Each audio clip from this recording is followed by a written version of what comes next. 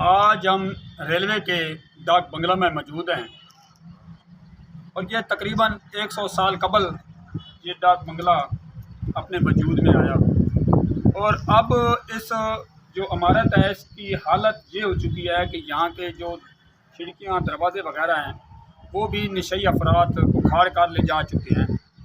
तो मेरा कैमरामैन अगर दिखाए तो आप देखें कि ये वो डाक बंगला है जो कभी रेंट पर लिया जाता था, यानी कि जो पंजाबी फिल्मों की शूटिंग हुआ करती थी, ये जो वो फिल्मी सनद वाले हैं इनको वो रेंट पे लिया करते थे। आज देखें जहाँ कभी मेरा कैमरामैन अगर दिखाए तो आप देख सकते हैं कि इसकी हालत क्या हो चुकी है इस वक्त। और मैं आगे आपको दिखाता हूं कि ये देखें यहाँ पर ये बुराई का गढ़ बन चुका है। यहाँ पर इस वक्त सिर्फ और सिर्फ बुराई होती है। मेरा कैमरामैन दिखाए आपको तो देखें ये कि इतनी खूबसूरत इमारत हुआ करती थी।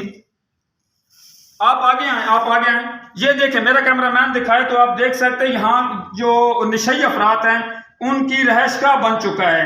ये वादा तौर पे नजर आ रहे हैं कि यहाँ पे ये देखें ना आप, ये सिरिंज वगैरह देखें और ये खून आलूदा ये जो इस्तेमाल यहाँ की जो रेलवे चौकी है उनको भी चाहिए कि इसके ऊपर नजर रखे ताकि ये जो हमारी कदीमी इमारतें हैं इनको महफूज किया जाए। और इन जो हमारे रेलवे के हकाम हैं उनको भी चाहिए कि ये जो इमारत है इनकी तमीर नौ मुकम्मल करें ताकि ये दोबारा अपने वजूद में आए। ये हमारा असासा है।